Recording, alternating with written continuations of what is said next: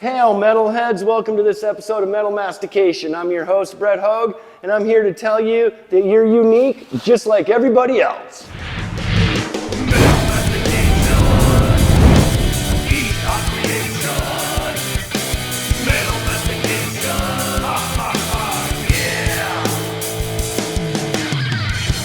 Today we have a special episode. We have two Metal Hall of Fame bass players. First guest is Steve Unger from the Metal Hall of Fame group, Metal Church, and after him, joining us via Zoom from his kitchen in Nashville is Mr. Billy Sheehan. So let's get to it right now, ladies and gentlemen. Let me introduce Steve Unger from Metal Church. Steve, come on out here, man. Woo! What's up, brother? Hey, man, thanks for coming, brother. Right on. Happy to be here. Thank you. All right, Steve, so what are we making today? We are making my famous dish that I love so much. It's called breasts of fire. Ooh, And it's the kind of thing that you can eat one time and then put in the fridge, and you got something to live on for like the next 3 or 4 days. So, do we need a fire extinguisher? well, you're supposed to always have a fire extinguisher, aren't you? I guess so, but I don't have one here, so I hope it's not too hot. No, we're not going to make anything with explosives or anything like that. That's my second dish. That's the next episode, all right? Okay, so what do we need to do here, man? All right, well, first thing we got to do is we got to get this the sweet cream boiling. We're We not need some boiling, but we cream. need to slowly warm it. You know what we should have? My grape sitting right here. I'm known to be the grape guy, so because like all the people that I know that when they watch this, they're gonna be like, "Fuck, I knew he'd have grapes there." Grape guy. I'm a grape guy. Just ask me. How we turn this thing on here? I imagine. Okay, is- oh, yeah. Do you turn on that propane tank? Did you turn on the propane tank? Always check your props, because they will fuck up. They will fail. Work with me here, people. Come on. Yeah, we're getting some action now. Okay, we're using this one. All right, that works for me. The trick with this whole thing is you got to do it slowly, because if you cook this stuff and it goes to a boil, this is ruined. It'll curdle and then the meal's over. Then you got to start ordering pizza. You don't want to curdle your cream. Don't curdle the cream. All right, and then of course they got to always make it tough here for you to open things, right? And if you're Googling cream on the internet, be careful. Yeah, especially if you follow that up with pies. Ooh, no, we don't want to do that. We don't want to do that. All right, so what we're doing here is we're just going to go ahead and pour in all this heavy whipping cream. That's kind of like the basis of your entire sauce. And we're going to need a spoon to keep stirring that up. Stir it up. I'll just use my finger for now, I guess. All right. So you always got to keep this, you got to keep it moving, because if it gets hot in one spot or it starts boiling, your dish is over. Okay, so what else do we need to add there, sir? All right, well, we're going to start adding like the spices and things that you need. So the thing that I like to use is this New Orleans Cajun, because this really rocks and it really spices things up. And then, you know, to give it the real kick, you got your Tabasco. Well, yeah. Oh, there she is. Hey, whoa, where'd the camera go? All right, so yeah, you got your kick Tabasco here, and then you get your spices with your Cajun. New Orleans. Yeah, and then you can throw in, you know, you can doctor it up with whatever you want. I mean, I throw in sometimes some ginger or some brown sugar. Oh, Anyway, you got the brown sugar? but we're gonna go ahead and start with adding some of this Cajun spices. No, you're not following the recipe. No, So how much you adding there? A dash? I've never really been a rule follower. What a shocker, you're a metal musician. Yes, I know. So, yeah, we probably should open all these things first, huh? Yeah, that's okay, we got time. All right. So who influenced your cooking, man? What got you into cooking? Man, well, when I was a kid growing up, my mom, she did all the cooking in the household. Right on. And, you know. Was she good? She was good. Not all moms are. Yeah, my mom was good. she would make So things happen. What and, was your favorite meal growing up that your mom Oh, made? man, I'm kind of a steak and potatoes guy. Yeah, Well, you know. Yeah, so mom would always rock the steak for me. Right on. So anyway, you go ahead and Woo, kick in your spices there. that's a lot. Not really. Okay. And while we're doing this, we're going to need to get this one lit up too Yeah, here so we can start cooking up the good luck kitchen. with that. Yeah. So we then pour some olive oil in the pan there. Ooh, we'll do it There here. we go. There it is. See? Not so bad. Okay. All right. Let that heat up a little bit, and I'm just going to throw the chicken in. Is that it? So, well, You want me to cut it up usually I first, like or? spice the chicken a little bit. Okay, go. Yeah, just kind of like Go do doctor that. this thing up a little bit here. Okay, so your mom rocked the good steak and potato. Yeah, and she made this special meal. It was like a breakfast thing. She called it geta. Yeah? I don't even know what it was, but I don't know. It was like cooking tuna fish or something like that into a patty, and it was crazy. Right on. But it was good, and that was like her dish. Yeah, If she very was on the cool. show, that's what she would be cooking. Geta. Where was your mom from? She's originally from Cincinnati, Ohio. Same with my dad. Right on. And when they decided to have us, they wanted to get out of there and move to Seattle. So that's where I've lived ever since. Okay. Very cool. How'd you like growing up in Seattle? Without a hockey team. Well, in Seattle when I was a kid, was really cool. Yeah? I mean, it's still a beautiful city, but it's, like most cities, it's got problems. Yeah, it does. Yeah. So were you a big Supersonics fan? Yes. Yeah, I mean, I Rain won't Man? say I wasn't wearing the Sonics jersey walking around like my buddy who's a Sonics guy who I've always been a Seahawks guy. Oh, So okay. more of a football guy than Yeah, a more of a basketball or yeah. baseball. We've had the Mariners and stuff. So where did you come up with the idea for Steve's, what was it, Breaths of Fire? Breast of Fire. I love that name. First of all, I like breasts. Who doesn't like Who doesn't breasts? like breasts, right? And fire. I like fire as Who well. doesn't like fire? Yeah. So there was this restaurant that's actually in the town of Puyallup, and they had a dish that was similar to this. And it was just something that you always ordered on the side with whatever you're going to eat. Yeah. And I was like, man, I got to take this and run with it. So I did, and then I started spicing things Very up cool, a little bit yeah. more and more and more. Very cool. Very Stirring that cool. thing. I love Yeah. it. I Yeah. love it. So do you find that, especially when you're putting together something like this, like you just described, right? This restaurant made it, and you kind of took it and said, wow, that's really cool. I can do this and this and this. And is that a good outlet for your creativity as compared to making music? Is it the Well, same thing? It could be looked at as the same thing because, many times I've thrown in an ingredient and then we're eating it. I'm like, probably not going to add that next time. Or you add the ingredient that you never added before, and you're like, dude, that's the jam right there. Right on. And then you just kind of just keep doing it, and who knows? A year from now, this might be a whole other dish.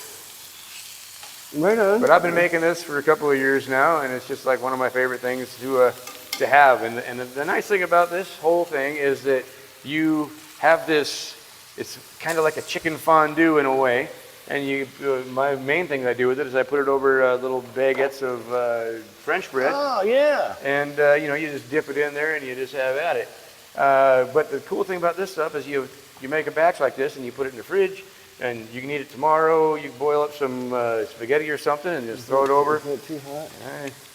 I'm making sure it doesn't start boiling. Yeah, we turned that down a little bit. Yeah, we more do not there. want it to boil or we're going to be starting over from scratch.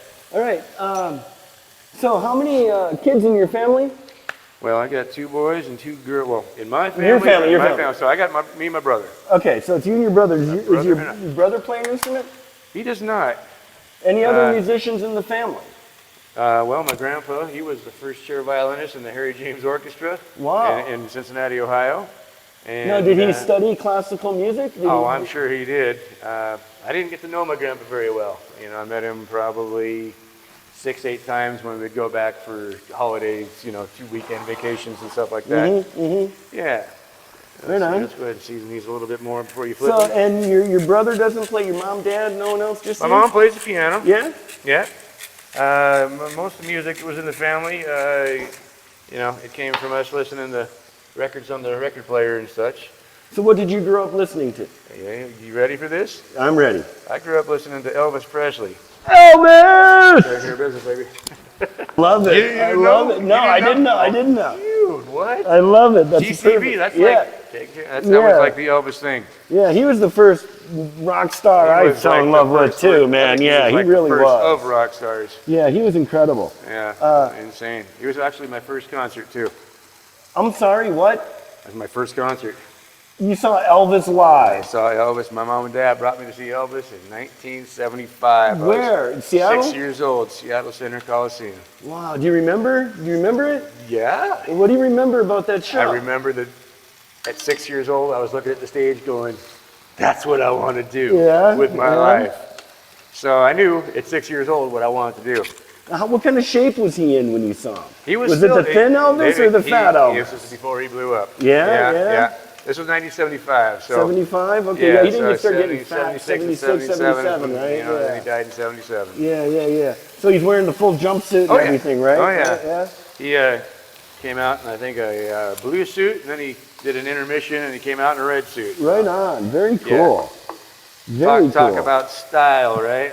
Right. All right. So now we got to add the kick to it, which is Tabasco. Now, I usually use some of the normal Tabasco, and then I also use the habanero. So it gives it an extra kick. That's why they call it breast of fire. I actually have some really good. I have some ghost pepper sauce. Oh, now we're talking. Sorry, I wasn't thinking so that. you don't mess around with this. You just keep it coming.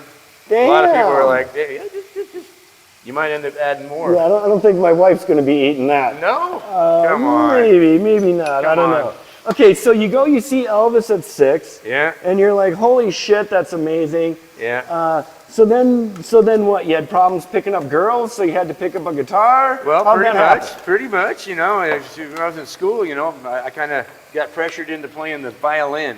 Oh, really? From my grandfather, yeah. You know, he's like, oh, you got to play the, you know. So did you take violin? I was in orchestra from 4th grade to 9th grade, yeah. Right on. And I just hated playing the violin. I hated it. I was like, I'm never getting laid with this thing. That's for sure. And especially, you know, you don't see chicks hitting on violinists, do you? You do not. No. Come on, yeah. He's got to be good with his fingers, right? You know, they say that about bass players too. Oh, I see. Yeah. And it's bigger strings. So bigger string. Power and everything else. Yeah. Okay. All right. So you're playing the violin, and I would get in trouble in class because I would always be plucking it like it was a guitar, and my teacher would be like, Unger, you're disrespecting that Stradivarius, you know, and I'm like, whatever. I hated it. Yeah. So the only thing that I could do was to actually start learning how to play bluegrass, because I actually liked bluegrass music. And like who? What? Can you think of any? I couldn't name any artists. I just like the sound of it. Have you heard Steve Martin's bluegrass? Yes, the banjo king. Yeah, isn't he amazing? Sitting around with those 5 dudes. Yeah. If you all don't know this, Steve Martin, the comedian, is such a phenomenal banjo player. His bluegrass band, they've won. Scare you. Dude, they've won like 10, 12 Grammys. Yeah. It's amazing, so check them out. Yeah, you've seen the one where I think it's Roy Clark. Yeah, Chet Atkins, and they're all sitting around in the circle. Jamming, It's like, no way. Right? No way. We got some sour cream around here somewhere, right? Yes, sir. Sour cream kind of like, you know, mellows it out, smooths it out, makes it a little smoother. So probably add about half of this thing of sour cream. There you go. Okay, so you're playing the violin. Yeah. And you want to get chicks. And I'm thinking I'm never going to get laid with a fucking violin. Okay. And, you know, I'm looking at you know, Hit Parader magazine and Circus magazine when you're 7th, 8th grade, and I'm like, dude, you're looking at guys like, you know, Kiss and Bon Jovi and Dokken and Scorpions and you know, David Coverdale with what's their White name? Snake and White Snake. Yeah. Oh, Tawny Katane, you know, you're like, you know, and I'm looking through the pages, flipping the pages, and I'm like, there's not one of these guys holding a violin. So I got to shake the violin, I got to learn how to play the guitar, and I got to grow my hair out. That way I can be cool like this. And so that's what I set my life out to do. Okay, but now you're playing bass, so the guitar was too difficult? It was. Too many strings? Way too many strings. Are you kidding me? There's 6 strings on that bitch. All right? What made you switch, man? What drew you from the guitar to the bass? Well, this is kind of a long story, but I'll try to make it as short as possible. That's all right. I was in high school, and we were we grew up with the guys from Alice in Chains. Oh. And before they were Alice in Chains, they were called... Mother Love Bone. No. No? No. Oh. No. They were called... I can't even remember what the hell they were called. But we were No, they weren't we the were mamas and the kids. papas, right? Yeah. We were kids, and we were getting to open up for these guys before they became Alice in Chains. Wow. And it got to shit. be about 3 days before that show was to happen, and you know, we're rehearsing, and the 2 days before the show, our bass player walks in, and this time I'm playing rhythm guitar. Right. And our bass player walks in, and our lead guitar player just goes, bah, blinds his nose, blackens both his eyes. And I'm like, dude, what are you doing? What the hell?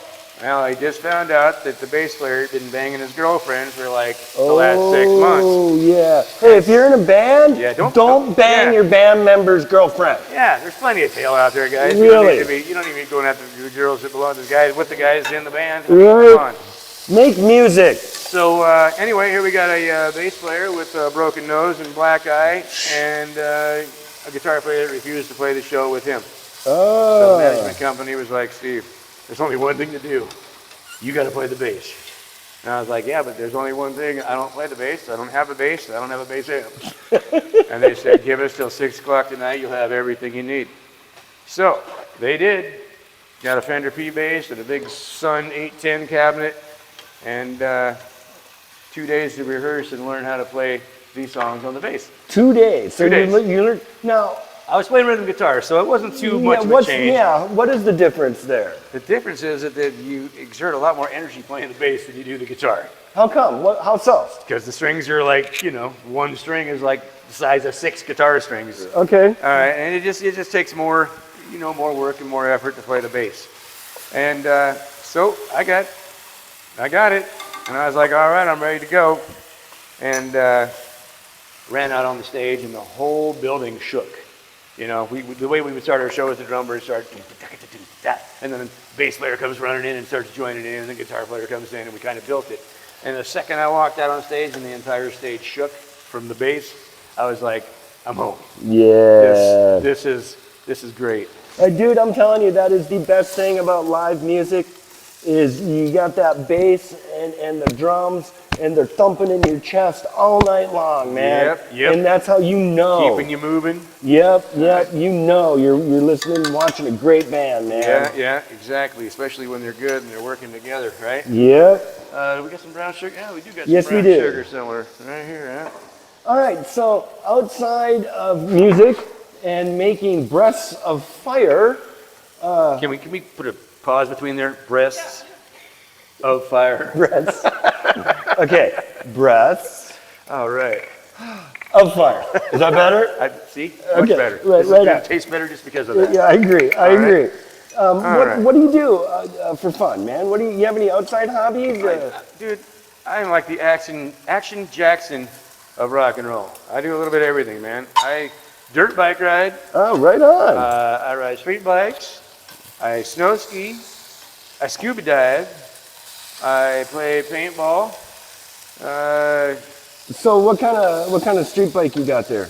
I got the 100th anniversary Road King. Oh, 2003 Road King. what color is she?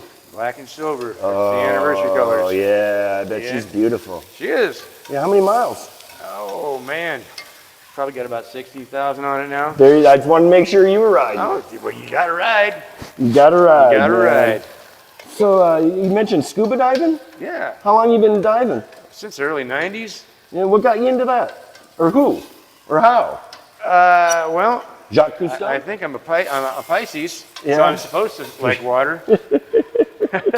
And I don't know. I just I've always found peace with like fish tanks and things like that.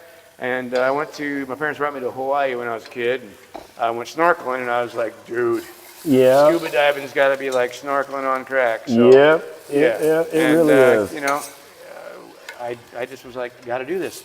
All right, so what we got to do with that chicken is just cut it up into like little small chunks, like chunks you can like, you know, even smaller than that. Oh, okay. Yeah, and then we'll just throw it in here and mix it up. We got a clean spoon somewhere, or do I? Yeah, behind you in a drawer. Behind me in the drawer. Look at that. I'm just gonna throw What are you throwing in there? a, you know, a little bit of Little brown bit of sugar. Brown sugar. little bit of brown sugar, sweeten Now, it all have up. you tried that with making that with honey or any other sweetener? Honey is another thing I usually do pour in it. Yeah? Yeah. Yeah. I didn't want to overwhelm you with too many ingredients on this thing, but yeah, sometimes I get a little scary and crazy. I'm like, I'm gonna throw some maple syrup in here and see what happens. You know, Maple, it might taste good. It might work. you know what? It might work. 'Cause, I'm gonna try that next time. You know, the people are into chicken and waffles, right? And I think Dude, it's the maple I syrup had on the chicken chicken. and waffles for the first time in my life like a week ago. Dude, I saw that on your social media. Yes. So what'd you think? I think that next time I'm either gonna order chicken or waffles. Chicken and waffles, I didn't get it. No, you didn't get into No, it? but I was with a buddy of mine. We were just having lunch together. He's a friend of mine that I've known since we were in diapers, so a couple weeks ago anyway. And chicken and waffles was on the grill, on the menu, and he's like, "Oh, I'm gonna get chicken and waffles." And I'm like, "Dude, I've never had chicken and waffles." And he's like, "All right, we'll order chicken and waffles." And it came, and it's exactly what it was: chicken on a waffle. And I'm like, "Okay, how do you do this? What do you do with it? I don't know." I don't know, but I know a lot of people like it, man. Yeah. It's So I ate the chicken, and then I ate the waffle. right? Yeah, I've tried it once too. I thought it was okay, It's but well, it wasn't, you know. My buddy was telling me that they usually make it like, you know, with a gravy over the top of it, and it's kind of a whole thing. Right. And I'm like, well, you know, I could see that, I guess. Yeah, the maple syrup does add, it does add to it.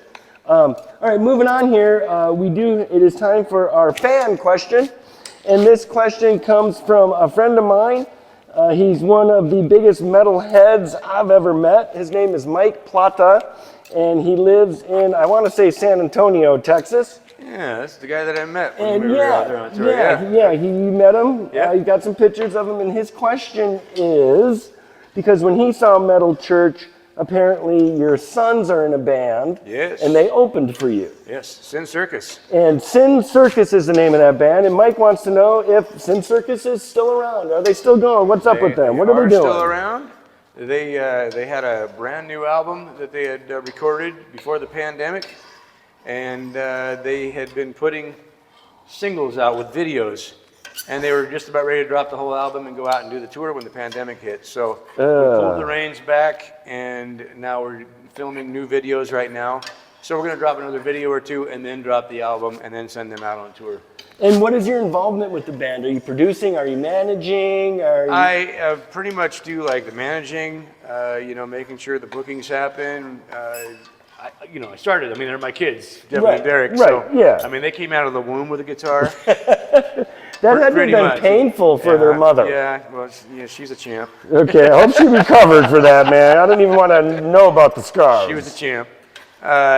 So they basically came out and were raised to basically be rock stars. So, what are their names again? I'm sorry? Devin and Derek. Devin and Derek. And what does Devin play? So Devin is the lead guitar player and vocalist. Right on. And Derek is the bass player and lead vocalist. Ah, I see. Okay.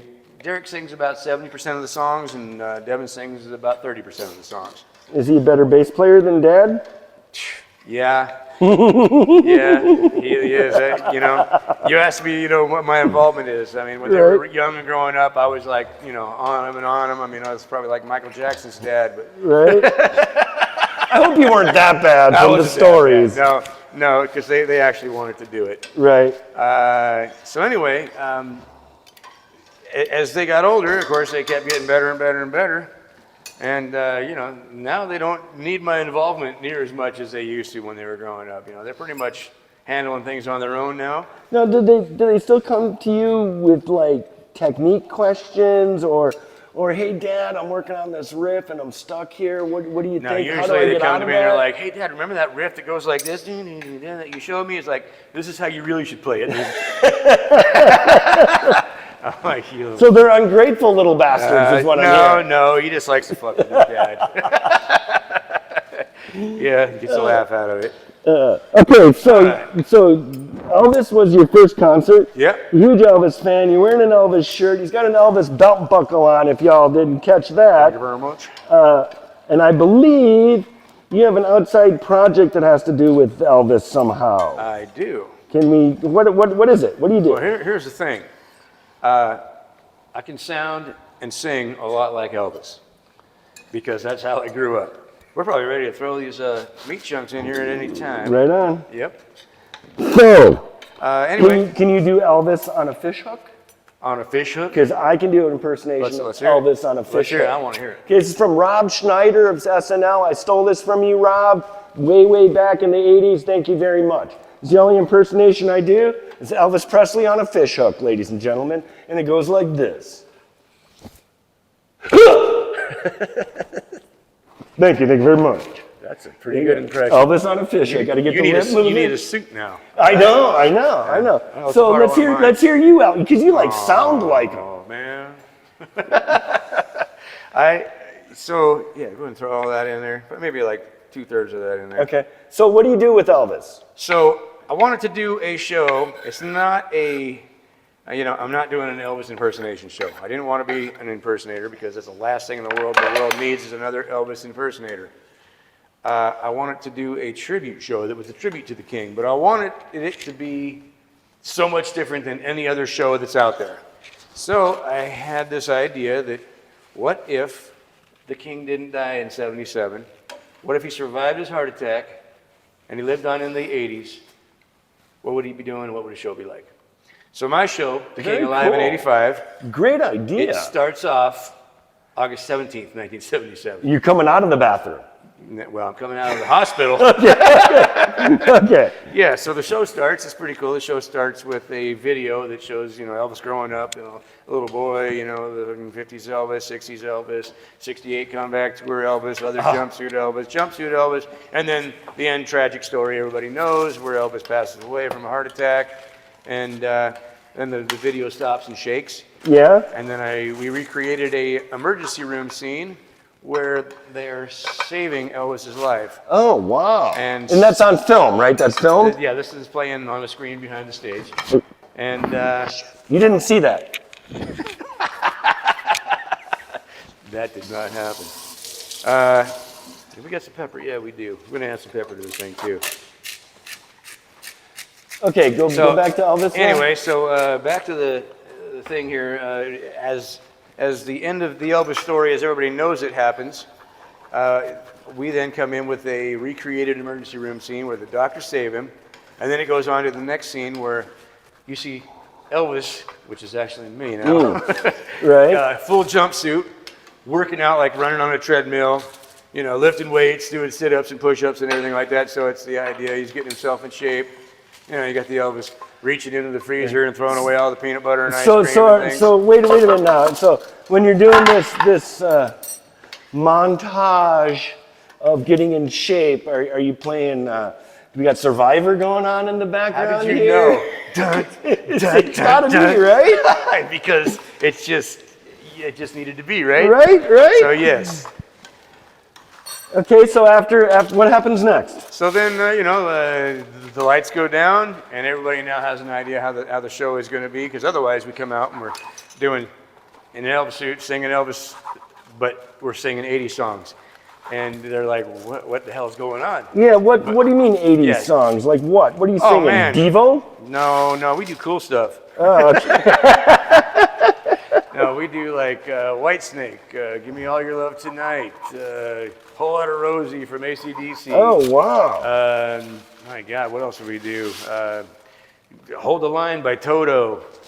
I'm just Jesse's Girl by Rick Springfield. And we just Elvis it up and we rock it up, and I sing it like Elvis. Very cool. Now, who's in your band? So my backing band for Alive 85 is 3 of the 4 guys of Sin Circus. Ah, Got Chase Hyde on the drums, and then my son Devin on lead guitar, and Josh Ubera, who is the other guitar player for Sin Circus. right on. Yeah, And how long have you guys been doing this? it's going on 5 years now. Oh, wow. So you guys got to be pretty tight, I would think.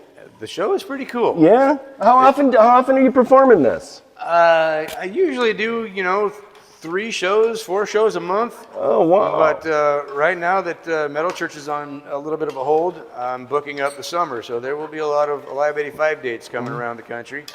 So keep your eye out for that. What else do you got going on then other than Elvis?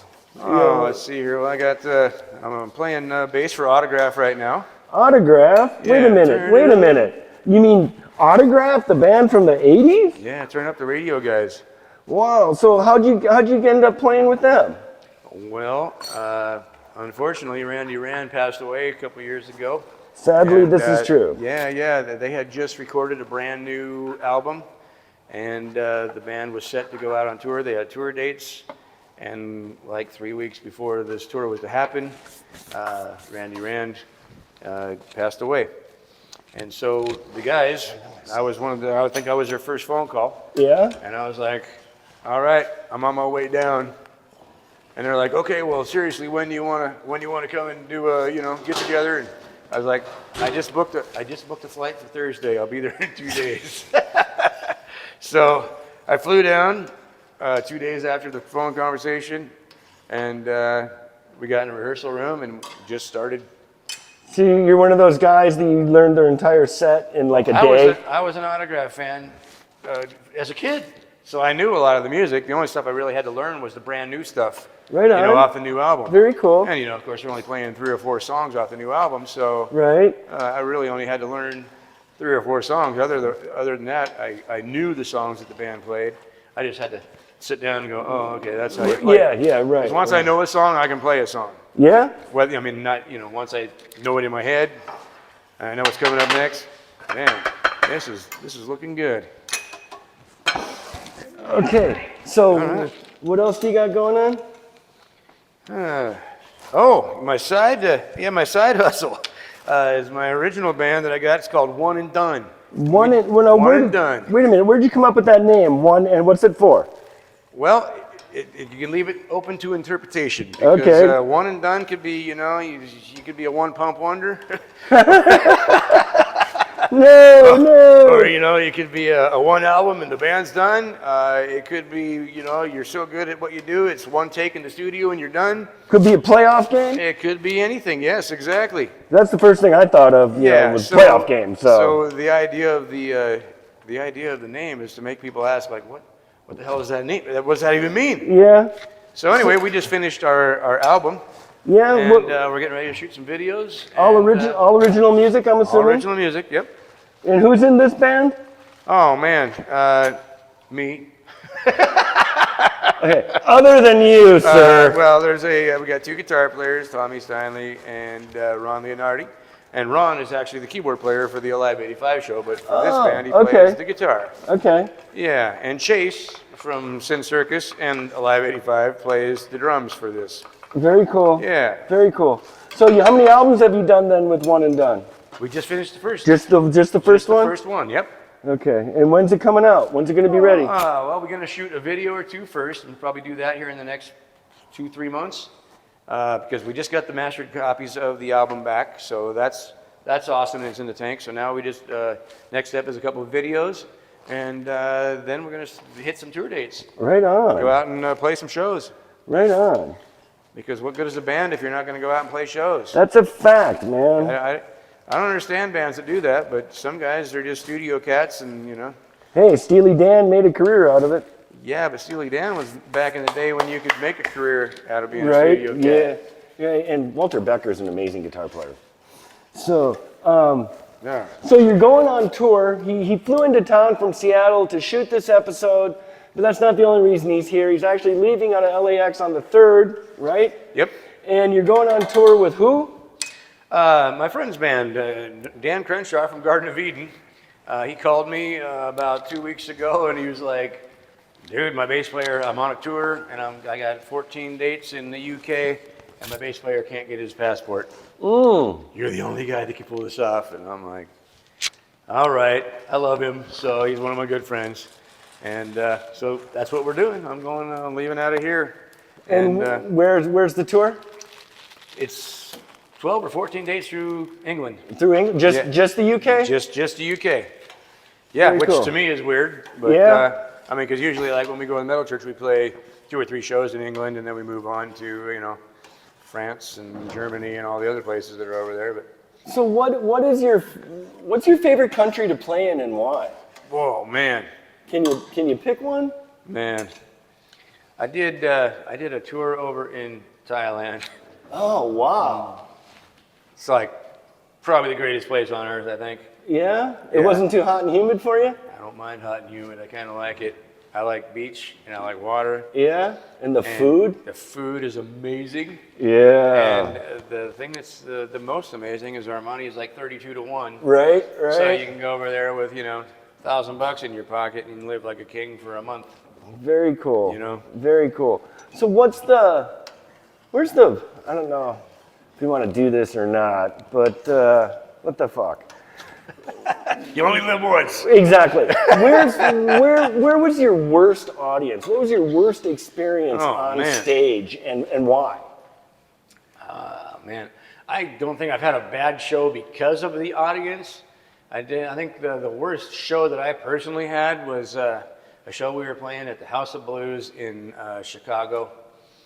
And our singer at the time, and this was 15, 20 years ago, well, yeah, about 18 years ago, one of the things he would do is he'd take a pitcher of water and pour it over his head. Well, the stage is a wooden stage, and so he's in the middle of the stage pouring water over his head, and I'm like way over here rocking with the guitar player, and it came up to my time to sing, so I start looking over to my microphone, which is way over on the other side of the stage, and I hit this water puddle. I skated across that stage like Dorothy Hamill, man. I was like, save it, no, save it, what? And I up and over, down into the photo area. Oh. Yeah, it was. How badly did you get hurt? Were you still I think it was playing? my pride Were you still was hurt playing? more Is than what I anything want to else. know. I got up. I did. Okay. You weren't playing as you were going down? Where's the commitment, Steve? Where's the commitment? Come on. Oh, dude, it was not. Gotta reach for that bass. Not a pretty sight at all. So yeah, I jumped up. I'm like, okay, I guess what are you gonna do? And a similar thing happened to me. You ready to put the bread in the oven? Yeah, we can start melting that cheese. We don't want to make it too much, otherwise it turns hard toast. Nobody wants hard toast, right? Right. Hey, what do you know? The oven even works. Cool. Uh-huh. No, do they have hot pads? So when does Metal Church hit the road here? Because you guys, man, their last album, which is, what's the name of the album? Congregation of Annihilation. You Congregation gotta make me think, man. of Annihilation. That's because I couldn't think of it either. Yeah. So, great title, first of all. Sorry, I'm looking for hot pads here. Great title for an album. And if you guys don't know this album is on everyone's top 10 list of 2023 metal albums. Everyone, all the critics love this album. All the fans love this album. So all the fans want to know, when are you taking this on the road? When can we go see Metal Church now? We have been on the road. We did probably a couple months through the States. We did a European run. And the last thing we did was Australia. Oh! And that was like 2 months ago. And as we got back from Australia, Kurt's back. It was just, he's had a bad back for a long time. Yeah, and the 19-hour plane flight and all the hotels and shuttles, and there was a plane flight between every single show. It just really took a toll on him. So he has checked himself into some rehab of rehabilitation of his back, trying to not have to have surgery, as you know, is not the greatest thing in the world. Yeah, no, it's not. No. Yeah. You want to do everything you can to avoid it. So that's for right now. We do not know when the next Metal Church dates will be. Have you been in contact with him? How is he doing now? He seems to be doing fine. He's actually the one that mixed the One and Done album. Oh, okay. So he's doing something. He's still alive. Yeah, right. That's good. That's good to know. Yeah. That's good to know. I know everyone's looking forward to that. And we all want to see you guys live for sure. I know a lot of bands back in the 70s, and they were on touring like Led Zeppelin's touring Zeppelin 1. They wrote Zeppelin 2 on the road. Mm-hmm. Okay, so they get off the road, they go in the studio, boom, they got their album, they're done. Mm-hmm. You guys write on the road? Fucking overachievers, man. No, we do not. We go out and we tour the show, and we usually take a break for 6 months to a year, and then we start sitting around going, well, we can go back out and tour this album again, or we can write something new and go out and do it again. So what do you do to pass your time on the road? Because I know you have a lot of dead time, a lot of downtime. What do you, if you're not writing new music, what are you doing? You know what? There's really not a lot of dead time on the road. Really? What about the travel time on the airplane or the bus or? Yeah, well, I mean, there's the bus. Usually on the buses, you finish, and you've been you had a couple fucking drinks, and then you're getting ready to get on the bus and drive in your bunk, and when you wake up, you're parked at the next venue. I see. So okay. Not a whole lot goes on. I'm gonna dig into one of those right now. It's just the bread. We're waiting. It's almost ready. The cheese has just got a little bit more to go. Just a little bit more. I'd say that this is probably good to go. Okay. Do we have any honey? No. No. I don't think so. I can look. They got a lot of stuff here that there might be honey here. Honey is always good in everything. I put honey in everything, I think. I like my honey.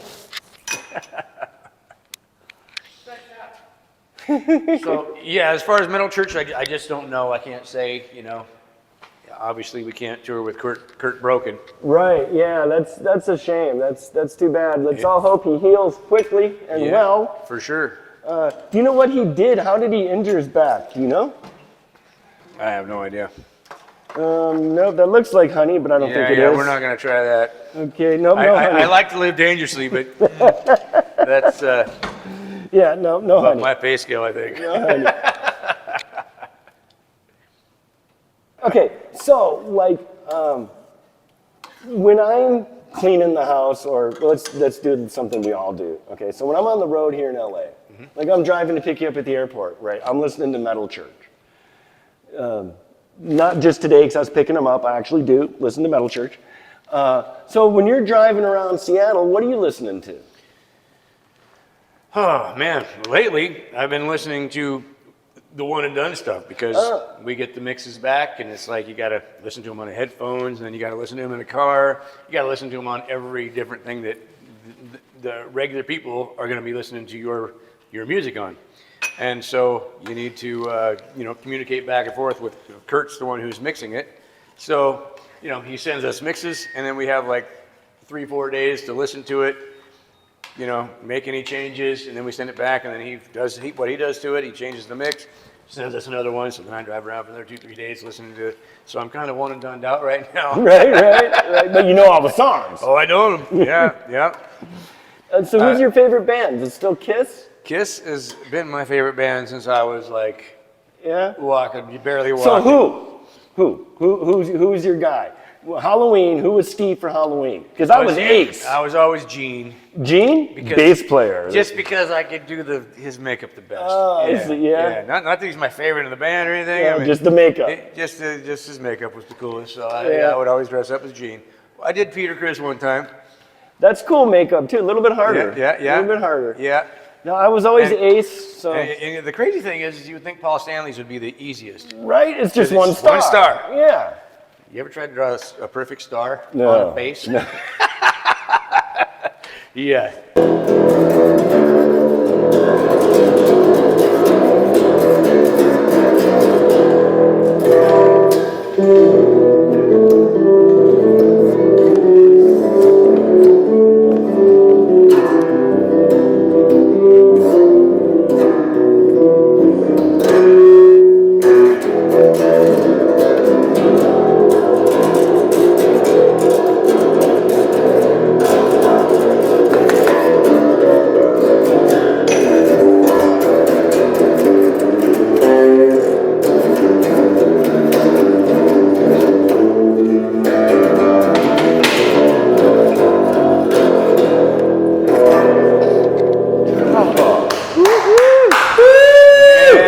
Dude, that was awesome, yeah! Good.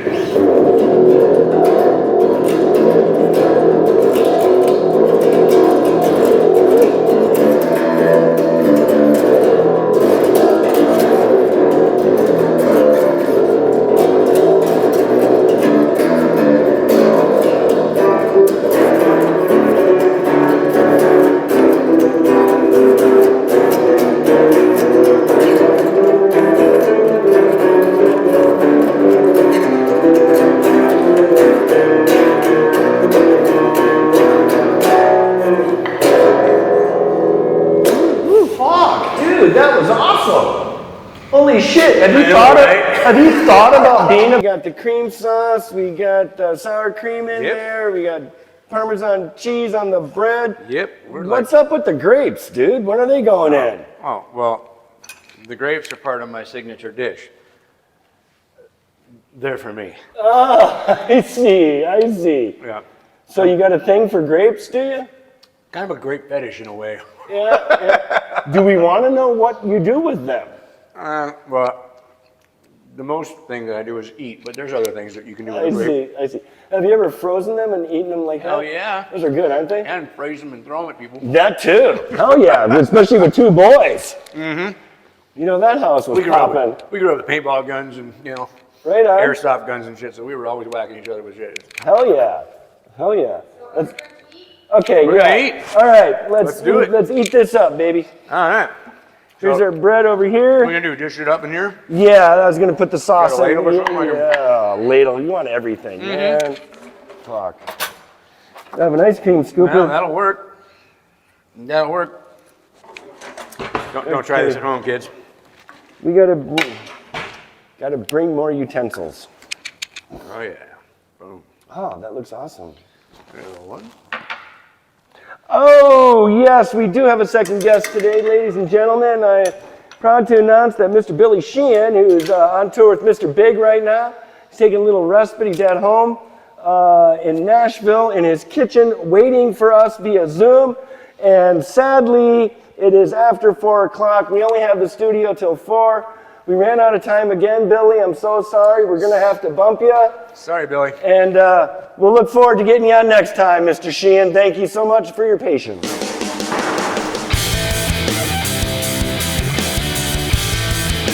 Taste what you like. You know? That's pretty damn good, man.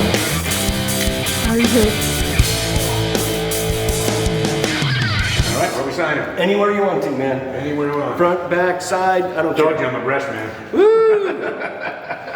All right, here we go. Ooh, baby. Are we ready? Ooh. Ooh, ooh. That's my nipple. There it is. Right on. Thank you, sir. Brother. That is so great. Right on, man. Thank you. Thank you so much, Steve. Yeah, thanks for having me. Ladies and gentlemen, that is a wrap. Until next time, horns up.